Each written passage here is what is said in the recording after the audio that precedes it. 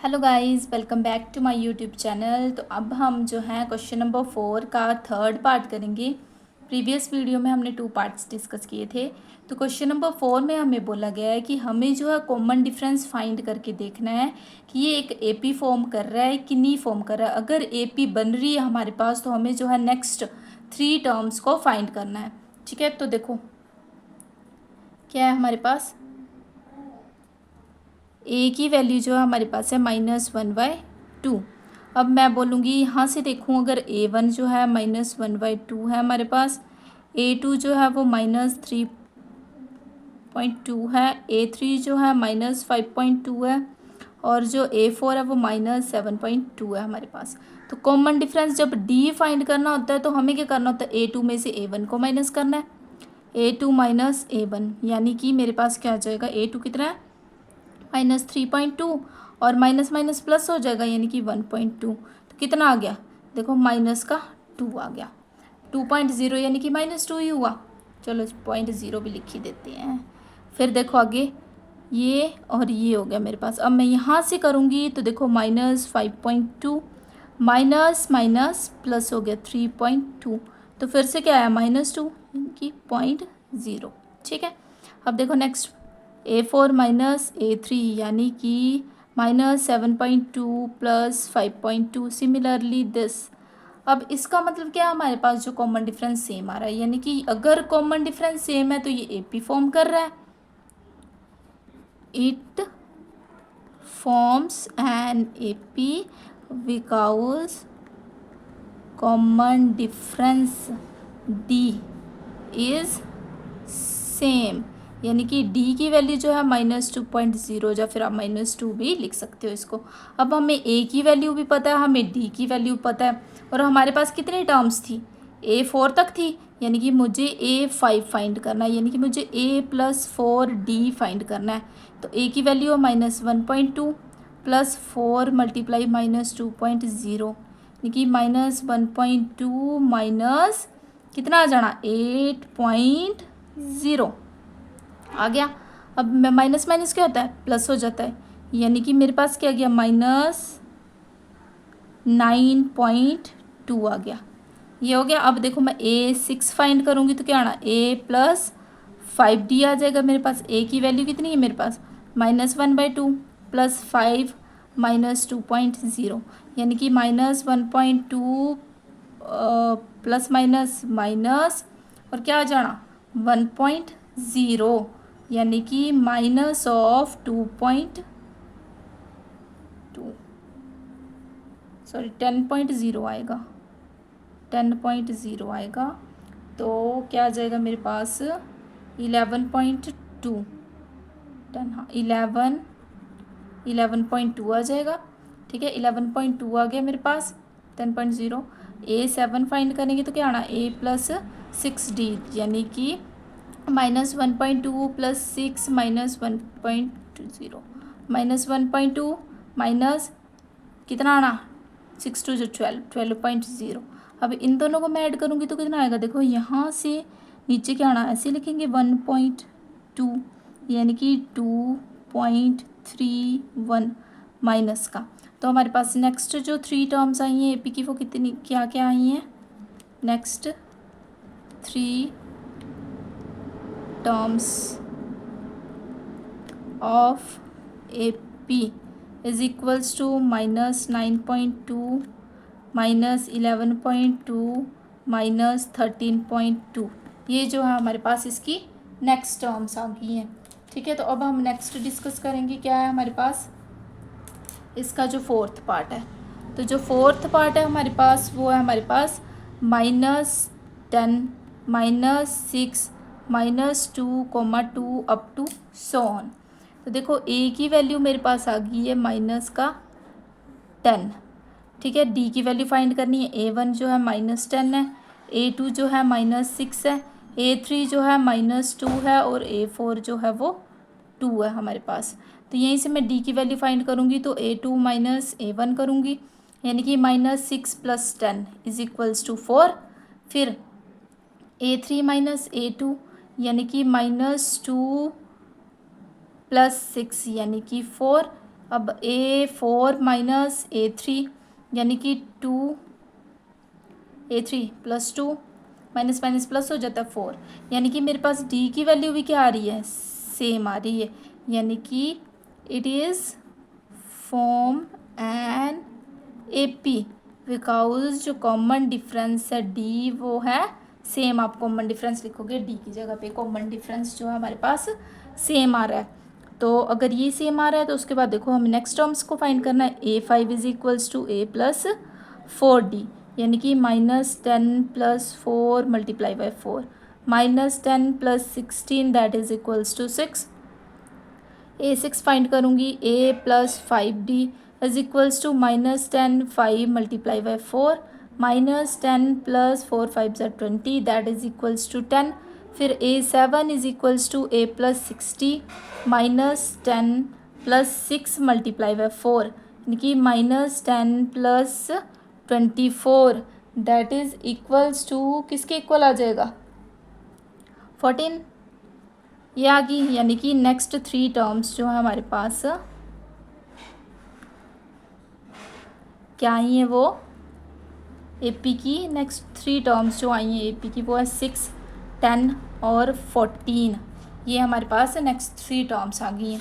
अब देखो next part इसका, तो इसका जो 5th पार्ट है हमारे पास वो क्या है, 3,3 + √2 3 + 2 √2 3 + 3 √2 अप टू सोन।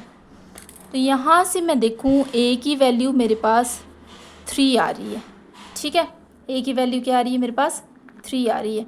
अब यहाँ से देखो A1 जो है मेरे पास 3 है, A2 जो है मेरे पास 3 + √2 है, A3 जो है मेरे पास 3 + 2 √2 है, और A4 जो है मेरे पास 3 + 3 √2 है, ठीक है। ये है मेरे पास। अब A की वैल्यू तो आ गई, आगे क्या करेंगे, कॉमन डिफरेंस D निकालना है, यानी कि A2 माइनस A1 फाइंड करूँगी।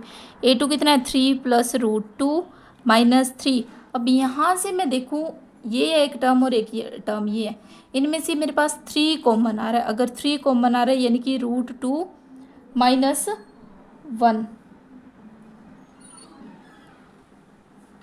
3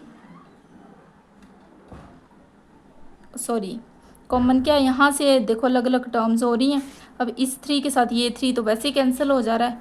अगर ये दोनों कैंसिल हो रहे हैं यानी कि मेरे पास क्या रह रहा है, √2 बच रहा है। अब मैं A3 माइनस A2 करूँगी तो A3 कितना है मेरे पास, 3 + 2 √2, और माइनस करना है 3 + √2।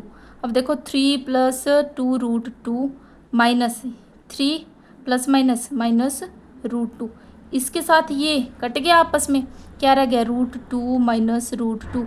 अब यहाँ से अगर आप देखो तो √2 दोनों में कॉमन आ रहा है, अंदर क्या रह रहा है, 2 - 1। जब मैं 2 - 1 करूँगी तो मेरे पास क्या आएगा, 1, यानी कि √2 रह गया मेरे पास। अब देखो A4 माइनस A3 करूँगी तो A4 कितना है मेरे पास, 3 + 3 √2। अब माइनस देखो, अब यहाँ पे हमारे पास इस तरीके से टर्म है। अब ये जो माइनस अंदर दोनों के साथ मल्टीप्लाई होगा, यानी कि 3 + 3 √2, ये माइनस यहाँ मल्टीप्लाई हो गया तो माइनस का 3 हो गया, ये मल्टीप्लाई प्लस माइनस -2 √2। अब देखो एक प्लस का एक माइनस का, यानी कि 0 हो गया, 3 में से 3 को माइनस कर दिए 0 हो गया, रह के गया 3 √2 -2 √2। तो अब यहाँ देखो आप, इन दोनों में हमारे पास √2 और √2 कॉमन आ रहा है, मैंने √2 को कॉमन ले लिया। यहाँ अंदर है कि √2 कैंसिल हो गया, 3 माइनस का साइन है बीच में, माइनस आ जाएगा, √2 कैंसिल हो गया, रह गया 2। तो यानी कि क्या आ जाएगा हमारे पास, √2 आ जाएगा। तो अब यहाँ से अगर आप देखो तो कॉमन डिफरेंस जो है सेम आ रहा है, यानी कि जो D है उसकी वैल्यू जो है हमारे पास क्या आ रही है, √2 आ रही है, यानी कि हमारे पास जो कॉमन डिफरेंस है सेम, और ये एक AP फॉर्म कर रहा है। अगर एक AP फॉर्म कर रहा है यानी कि नेक्स्ट टर्म A5 फाइंड करेंगे। तो अगर मैं A5 को फाइंड करूँगी तो मेरे पास क्या आ जाना, A5 देखो A + 4D आएगा। अब A की वैल्यू कितनी है, 3 है, 4 और डी की वैल्यू कितनी है √2, यानी कि 3 + 4 √2 आ गया। ऐसे ही A6 is equals to A + 5D, यानी कि 3 + 5 √2 आ गया। अब देखो A7 is equals to A + 60, यानी कि 3 + 6 √2 आ गया। A5, A6 और A7 की वैल्यू आ गई हमारे पास। तो हमारे पास जो नेक्स्ट 3 टर्म्स हैं, नेक्स्ट 3 टर्म्स ऑफ APR क्या क्या है हमारे पास, 3 + 4 √2, 3 + 5 √2, 3 + 6 √2, ये जो थी नेक्स्ट 3 टर्म्स थी हमारे पास। ठीक है, अब नेक्स्ट करेंगे हम 6th पार्ट। तो 6th पार्ट क्या है हमारे पास, 0.2, 0.22, 0.222, 0.2222 अप टू सोन। तो इसका जो सॉल्यूशन है हमारे पास क्या आएगा, देखो अब यहाँ से हम देखें तो हमारे पास ए की वैल्यू क्या आ रही है, ए की वैल्यू, ए की वैल्यू जो है हमारे पास 0.2 आ रही है। तो देखो A1 जो है 0.2 है, A2 जो है 0.22 है, A3 जो है 0.222 है, A4 जो है 0.2222 है। ठीक है, तो अब हमें डी की वैल्यू फाइंड करनी है। डी की वैल्यू फाइंड करूँगी तो क्या करूँगी, पहले A2 - A1 is equals to A2 0.22 - 0.2, यानी कि कितना आ गया मेरे पास 0.02 आ गया। वैसे ही A3 - A2 करूँगी तो कितना आ जाना मेरे पास, A3 - A2 0.222 - 0.22, यानी कि कितना आ गया 0.002 आ गया। वैसे नेक्स्ट करूँगी तो भी सेम ही आएगा, A4 - A3 करूँगी 0.2222 - 0.222, तो क्या आना 0.0002 ऐसे आएगा। देखो कॉमन डिफरेंस तो सेम नहीं आ रहा, यानी कि it is not form an AP, क्योंकि जो कॉमन डिफरेंस है हमारे पास, common difference is not same, क्योंकि हमारे पास जो कॉमन डिफरेंस था वो सेम नहीं आया था। अब देखो नेक्स्ट पार्ट जो हमारे पास वो क्या है, 0 -4 -8 -12, ये है हमारे पास। अब देखो A की वैल्यू तो 0 है, D की वैल्यू कैसे आएगी, इसमें से इसको माइनस करके तो A1 जैसे हमारा 0 है, A2 हमारे पास -4 है, A3 हमारे पास -8 है, A4 हमारे पास -12 है, यानी कि A2 - A1 करूँगी -4 - 0 इज इक्वल्स टू 0। फिर A3 - A2 करूँगी तो -8 + 4 इज इक्वल्स, सॉरी यहाँ पे आना था आपका -4 और यहाँ पे आएगा आपका -4 में से 0 को माइनस करेंगे तो -4 ही आएगा। A4 - A3 is equals to -12 + 8, यानी कि -4। तो यहाँ पे हम देख सकते हैं हमारा जो कॉमन डिफरेंस है वो सेम आ रहा है, यानी कि D की वैल्यू जो है -4 आ रही है और A की वैल्यू जो है 0। तो क्या आएगा, it is form an AP because D is same. तो नेक्स्ट 3 टर्म्स फाइंड करेंगे तो A5 क्या आएगा, A + 4D। अब A की वैल्यू देखो 0 + 4 और D की वैल्यू -4, यानी कि 16 -k। A6 फाइंड करेंगे तो क्या आएगा, A + 5D, 0 + 5 -4, यानी कि -20। A7 फाइंड करूँगी तो क्या आएगा, A + 60, यानी कि 0 + 6 × -4, यानी कि -24। तो ये जो थी हमारे पास नेक्स्ट 3 टर्म्स ऑफ APR क्या क्या है, -16 -20 -24, ये जो हमारे पास नेक्स्ट टर्म्स थी। तो नेक्स्ट पार्ट जो हम नेक्स्ट वीडियो में डिस्कस करेंगे। That's all for today.